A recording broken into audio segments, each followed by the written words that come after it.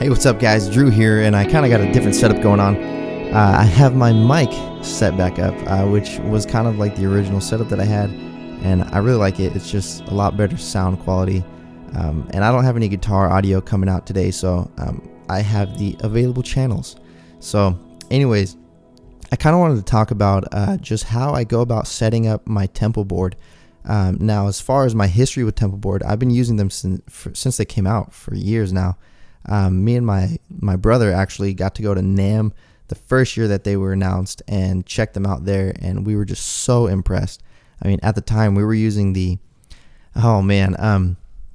let's see, Furman. I don't even remember the model name, but they were like the big boards with the power strip at the top, and like it had 4 wall wart plugs up there, and it came with a top case, and they were built like tanks because apparently we thought we needed that level of protection to go from home to church and back, as if we were touring the world. But anyways, yeah, they were just so light, and the modular grid system and side panels, or I think I mixed that up, the modular side panels and grid system, it was just revolutionary for the time, and I think it still is today. I haven't seen a company come out and try to directly copy this. I know there's been definitely a shift in the way boards are designed because of this, but yeah, it's one of the best options on the market, man. And pro tip, before I even get into anything, I don't buy the extra adhesive for the plates. I think it's just a little bit expensive for adhesive. So what I did years ago was get this 15-pound Gorilla tape. It's mounting tape. It's rated for indoor and outdoor, and I still have this much left, and I've had it for years. So I just cut little strips, and it's not so much covering the whole thing like the original adhesive. It's just making sure you at least cover the 4 corners. So that's important. I think getting those mounting points, especially on the bigger ones, it's more than enough, more than sufficient, and it's honestly a lot easier to take off than the old adhesive. So that's just a quick tip right there. I have a lot of these pedals on that setup now, and I mean, it mounts the same. It doesn't move. If you want it to come off, another pro tip, mount your pedal like on the board and to where the feet line up in the grid, and then just gently twist, and then it'll just kind of pull the adhesive off. Be careful doing that. You don't want to damage the board or your pedals, but it should work fine. All right, so now as far as the pedal board and setting it up, I usually have at least the power module and then the 4-way jack on the side. It just makes life a lot easier with routing, plugging in, plugging out, turning on, turning off. So I highly recommend that if you're running a Templeboard. And then as far as a power supply, the Chucks, DC7, and then that whole new line.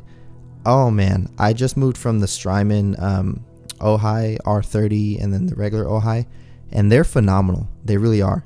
But the Chucks is just, it's next level. Like, it's so small, it's all inclusive, because the Strymon has an extra power brick that you need.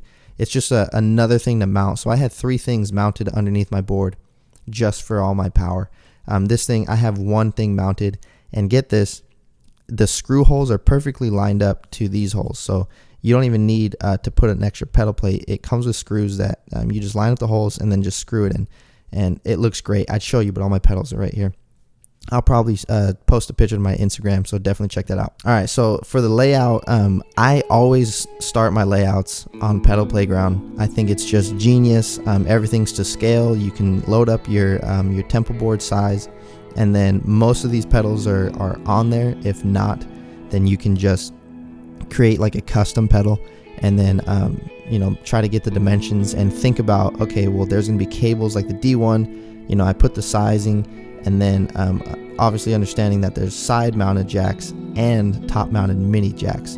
So you just got to think about that when you're laying it out, because sometimes you'll lay it out on the app or the computer or whatever, and it just doesn't translate to real life because you do have cables and connections and stuff, which is another thing about the Chucks. The power connections are so low profile.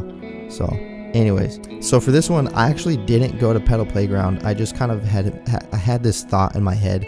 And then I was recording the video for the little B-roll scene, and I just sat down and just pushed record, and this is what came out with the ZOIA obviously here, because that's going to get a lot of pressing action. Well, thought that was going to fall. Yeah, haven't mounted it yet, so that's, I'm going to talk about that too. So the way I mount pedals is actually due to my brother. He's very meticulous on like everything being completely straight and aligned perfectly.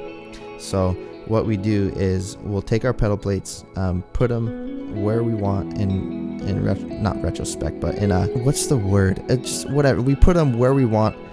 I can't think of the word, but wherever we want the pedal plate to land on the pedal, we put it on the board, and then we mount it to the board. And then obviously I'd have adhesive here, and then we take it up to the bottom and line it up to the bottom, and then you can either use this side rail as an alignment, or you can use the holes as an alignment, and then you just go ahead and just set that bad boy on there, and then press it down, unscrew, take the pedal off, and then you would press down the pedal plates from there. We do that so that way now when you line up all your pedals, like as you can see, if I lock that in, these are all perfectly lined with the bottom, and that allows you to get the pedal as low as you can, making room for your pedals above.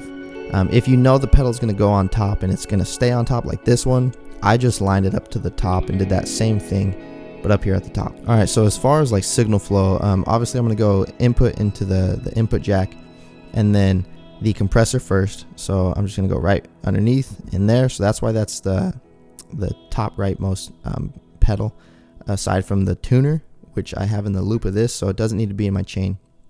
So I go compressor and then down to my clean drive, always on.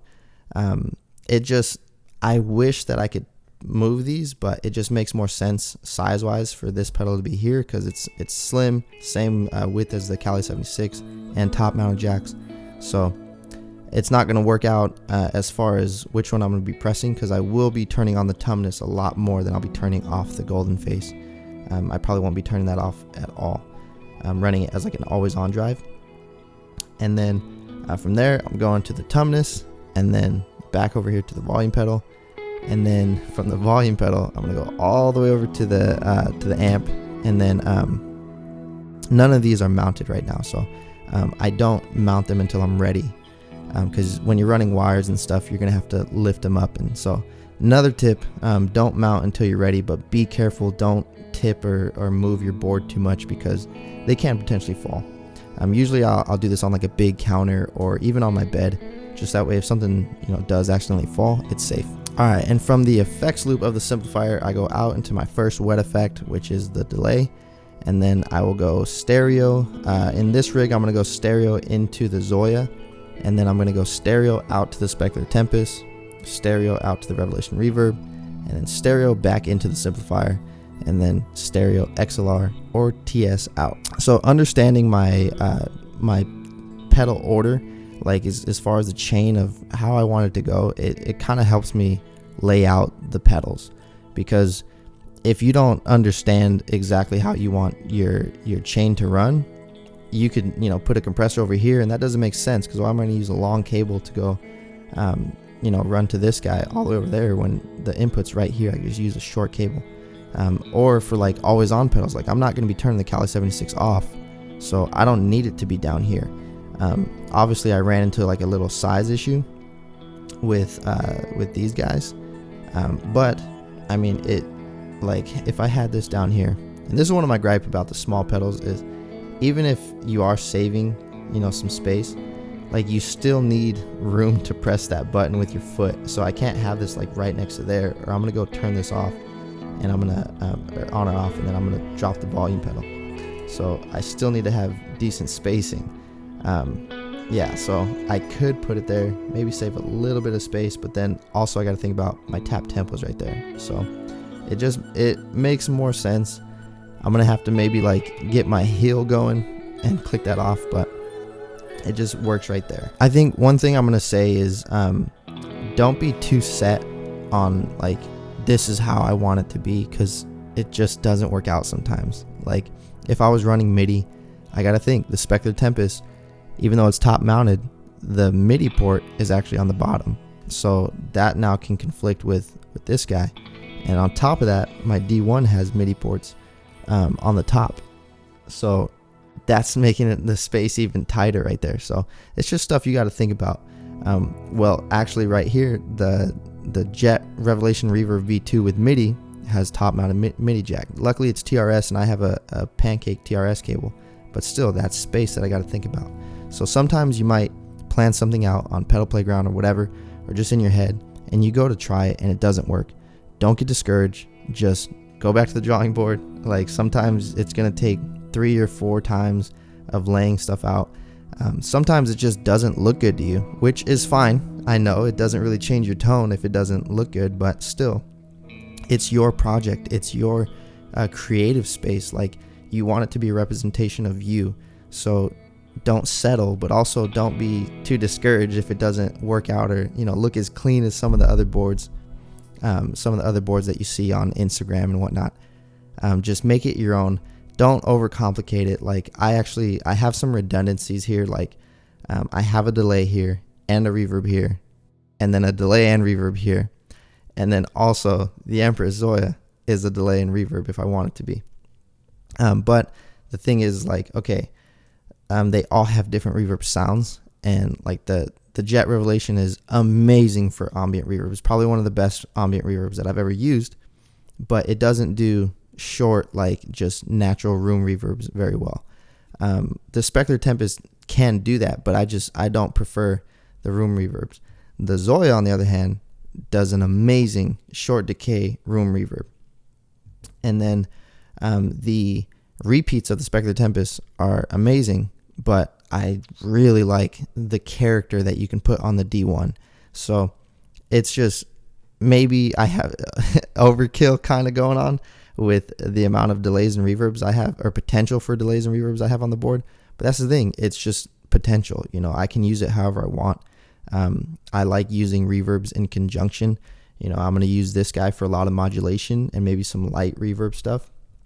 And then, you know, the D1 will just handle all my, like, I don't want to say like offhand delays, because it does regular delays too, but with the attack and then the tweak knob, you can really dial in some amazing delays with this guy. All right, so I'm not going to make you guys watch me wire it up and stuff. I'm sure you will see this board being performed in the near future, but I appreciate you guys, the likes, the comments.